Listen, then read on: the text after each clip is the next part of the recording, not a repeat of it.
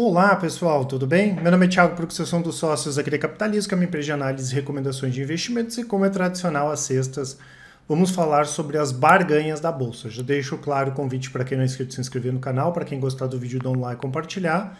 Não esqueçam de comentar também as ações que nós vamos falar hoje, né, que eu trouxe aqui através de uma análise dos analistas da Capitalismo, e também aquelas ações que vocês queiram que nós comentemos nas próximas semanas, né? E hoje nós vamos fazer aquele vídeo do estilo barganhas ou osciladas. E eu lembro, né, pessoal, que o fato da gente não recomendar alguma coisa não quer dizer que seja ruim, nem que não possa estar barata, né, nem que não possa ter potencial, até porque a gente não tem como recomendar e acompanhar todos os ativos da Bolsa, né? Eu gosto de comentar isso porque às vezes o pessoal coloca nos comentários: ah, mas tal ação é barata, mas vocês não recomendam. Vai acontecer, e o foco aqui é mais fundamentalista de longo prazo. Lembrando também, né, pessoal, que a gente utiliza mais essa questão cilada aí como um sinônimo, né, daqueles ativos que a gente não recomendaria. Maior respeito para todo mundo que tem essas ações em carteira e também para o pessoal aqui que trabalha nessas empresas, tá? Então essas aqui são as ações aí que foram bastante pedidas por vocês, que a gente vai comentar hoje.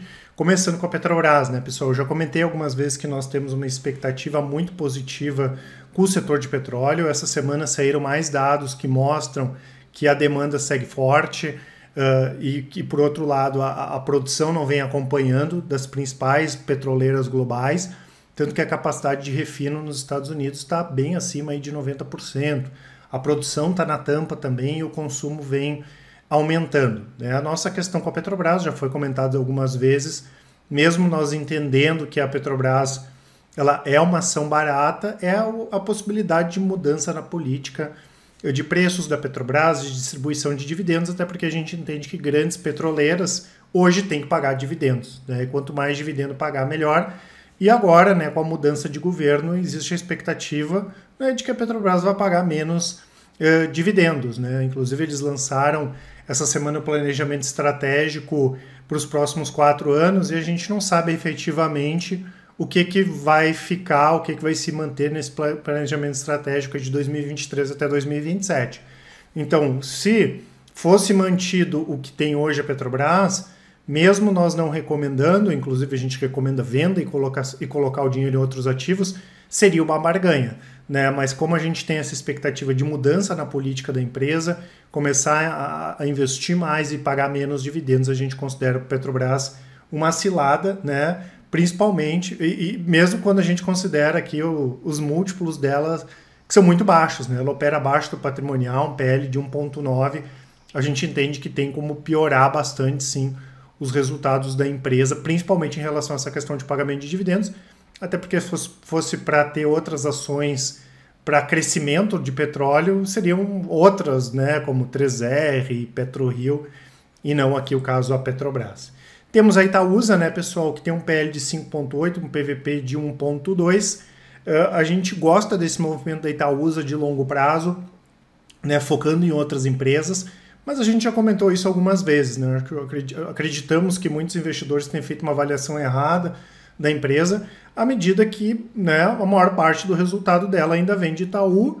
Por causa da crise, da pandemia, Itaú pagou menos dividendos e isso acabou se refletindo em Itaúsa, mas a gente vai ter uma retomada, né, ao longo dos próximos anos, trimestres, desse pagamento de dividendos, e vendo a qualidade da empresa, a qualidade da principal posição, que é o Itaú, a gente considera, sim, uma ação muito barata a Itaúsa, né? Não só pela questão de múltiplos, mas também pela retomada aí no pagamento de dividendos, tá?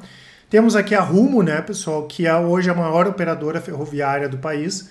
Essa empresa nasceu da fusão com a Rumo Logística e América Latina Logística, que foi concluída em 2016. E o que acontece, pessoal? De 2016 até praticamente o ano passado, houve uma grande reestruturação da empresa por parte do novo controlador, que é a Cosan, porque a América Latina Logística estava quase quebrada. Então foi um caso muito grande de reestruturação, esse que a Rumo passou e está finalizando agora, né? Por isso que, se vocês olharem, PL vai estar negativo, ela tem um PVP alto, né? Mas a gente entende sim que é uma barganha, tá? Eu vou explicar alguns motivos agora, porque o primeiro é porque nesses casos não dá para olhar muito múltiplo, né? Tem alguns tipos de empresas que, dependendo do estágio que elas estão, né, o múltiplo não faz muito sentido ser olhado, como a gente acredita que seja o caso da Rumo, né? Então, esse é um mercado que tem uma possibilidade de crescimento muito grande. Hoje a Rumo conta com quase 14 mil quilômetros aí de ferrovias, ela tem uma estrutura gigantesca, né? Ela atua no centro-oeste, sul, sudeste, norte, ligada os 4 principais portos aqui do Brasil, principalmente com foco em exportação e do que, pessoal, agronegócio, né? E quando a gente olha, por exemplo, agora os números de outubro, de volume transportado eles vieram muito fortes na Rumo, 31% acima do ano passado. A gente vê que milho é forte, o farelo de soja foi forte. E quando a gente pega, principalmente vindo aí de Centro-Oeste, a expectativa dos próximos anos é isso aqui só aumentar. Tanto que a gente vai ter um crescimento de quase 40% na produção agrícola de grãos e boa parte dela vindo do Centro-Oeste até 2031, 2032. E é milho, soja, algodão, né? Muita coisa aí, por exemplo, soja e milho, que a própria Rumo transporta, tá? E ela é uma empresa, né, pessoal, que a partir do momento que entrou a Cosan no grupo de controle, é uma empresa muito bem gerenciada, né? Ela tem um endividamento para baixar ainda. Naturalmente, os múltiplos dela vão melhorar, os resultados vão melhorar, vai voltar a pagar um dividendo mais consistente e não tem concorrência, né? Essa que é a principal vantagem, né? Claro que tem a questão da cabotagem, que eu já vou comentar ali quando eu falar de Santos Brasil, mas em ferrovia é a Rumo, né? Contratos de longo prazo, enfim, tem uma situação bem interessante nesse sentido, tá? Então a gente gosta bastante aqui dessa empresa, entende que faz bastante sentido entender, sim, a Rumo como uma barganha, tá? E eu lembro, né, pessoal, que eu vou deixar aqui na descrição para vocês o nosso relatório de performance, que tem um histórico de todas as nossas estratégias de longo prazo, médio prazo, curto prazo, né? Lembrando que as carteiras de longo prazo com 10 minutos por mês vocês conseguem acompanhar e as estratégias de curto e médio prazo 10 minutos por dia. Só clicar, eu quero saber lá sobre a carteira de micro small caps, que está cheio de barganha. Só clicar, vai ter o vídeo explicativo, o relatório de desempenho e todas as informações aqui na descrição. Caso vocês tenham dúvidas, podem nos contatar e aproveitem, né? A gente postergou aí a Black Friday com até 40% de desconto nas nossas assinaturas pelos próximos dias. Então aproveitem aí a promoção. Vindo aqui para Santos Brasil, né, pessoal, que também tem divulgado números bem fortes, né? Agora em novembro a movimentação em Santos foi um pouquinho mais fraca que em outubro. Outubro foi muito forte e muito puxada por essa questão agrícola, né? Açúcar foi forte, milho foi forte aí nesses últimos meses, né? E a gente tem um cenário bastante positivo para Santos Brasil. Tem essa questão da possibilidade de privatização, mas isso a gente não sabe como vai ficar. Se não for ainda esse ano, tem que ver se ocorreria o ano que vem, né? Os volumes transportados estão bem interessantes, principalmente de exportação. Isso é bom, né, pessoal, à medida que as importações diminuíram. E como o volume está muito grande, a empresa conseguiu, inclusive, elevar preços, né? Então, tudo que aumentou de custos por causa da inflação, a Santos Brasil acabou conseguindo repassar aqui em tarifas mais altas, em preços mais altos, né? Então, mesmo com esse volume mais baixo de importações, ela acabou compensando, e a gente entende que essa normalização aí do movimento nos portos, que não é só aqui no Brasil, fora do Brasil também, vai ocorrer só o ano que vem, e fora que a gente tem uma série de iniciativas, como por exemplo o BR do Mar, que foi aprovada. Isso deve melhorar essa questão de cabotagem no Brasil, né? Que a gente tem praticamente todo o comércio, tudo perto do litoral, né? Quantos rios, quantas coisas a gente não tem, né? Mas principalmente o litoral, a gente usa muito pouco isso, e a expectativa é cada vez mais ser utilizado, e o Porto de Santos é o diferenciado, né? A gente gosta também de outras empresas, enfim, que atuam no segmento, como a Wilson Sons, mas não tem. Esse pedaço aqui, né, lá em Santos, ele é diferenciado nesse sentido.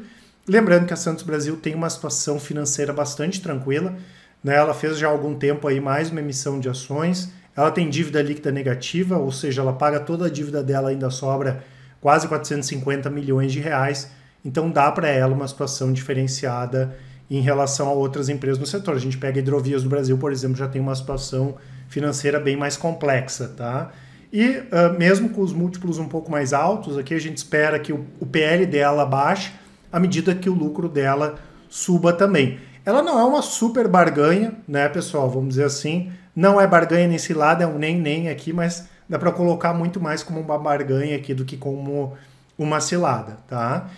E temos aqui, né, pessoal, Caixa Seguridade, que é um segmento que a gente gosta demais, né? A Caixa, ela trabalha com esse modelo de Bank Assurance, assim como o BB Seguridade, explora essa base gigantesca de clientes da Caixa. É uma empresa mais nova na Bolsa, fez o IPO em 2021.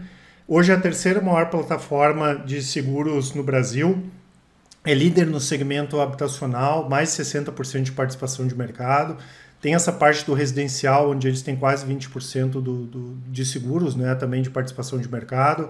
Tem uma boa participação em vida, previdência, tem uma posição legal em consórcios e também capitalização, apesar da gente não gostar muito aqui desse segmento de capitalização. Recentemente eles fizeram um movimento que a gente já vinha comentando, que foi feito também pela BB Seguridade, que é a venda de ativos não estratégicos, levantaram lá em torno de 700 milhões e vem divulgando boas prévias operacionais. Lembrando que o juro mais alto é bom, né? Essas empresas têm mais ganhos financeiros, a sinistralidade para o setor vai cair muito agora, né? Porque antes tinha subido muito por causa do Covid. Tem a questão da inflação, que impactou alguns resultados, como foi o caso da BB Seguridade. E operacionalmente está muito bem, né? A Caixa aí, trimestre a trimestre, vem batendo recordes, né? Em termos de venda, né? O setor ele vai crescer muito aí nos próximos anos, né? Seguro, previdência, cada vez mais as pessoas vão procurar esse tipo de produto, tá? Apesar da nossa preferência ser BB Seguridade, a gente gosta da Caixa e entende sim que também é uma barganha, tá? Um PL de 9,6, 10 vezes é um PL baixo, né, para esse tipo de empresa. Lembrando, né, que é normal, tá, pessoal?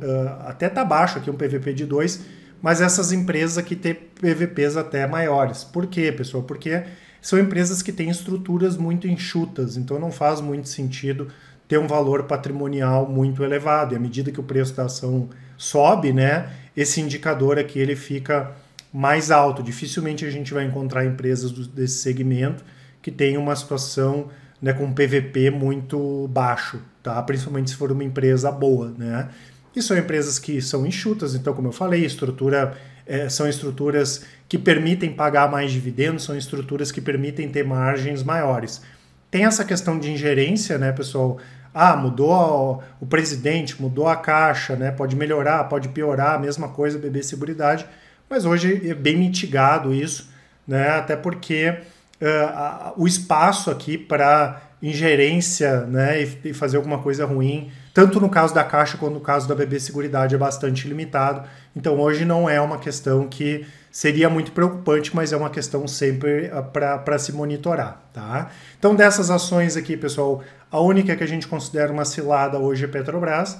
As outras aqui, né, a gente poderia considerar uma barganha, não só pelos múltiplos, mas pela qualidade, com exceção aqui da Santos Brasil, que é uma boa empresa, mas não é a mais barata do mundo, né? Mesmo com o PL dela projetado, aqui o pessoal da análise projetou ainda para baixo de 10, aqui aí seria mais interessante nesse sentido, tá certo, pessoal? Não esqueçam de aproveitar a nossa promoção e eu lembro que aqui na descrição tem todos os nossos contatos, o e-mail contato@capitalismo.com.br. Quem preferir, nos chamem no WhatsApp, pessoal, mandem um áudio, uma mensagem, que com certeza o pessoal do atendimento vai auxiliar a todos. Grande abraço e ótimos investimentos, até mais!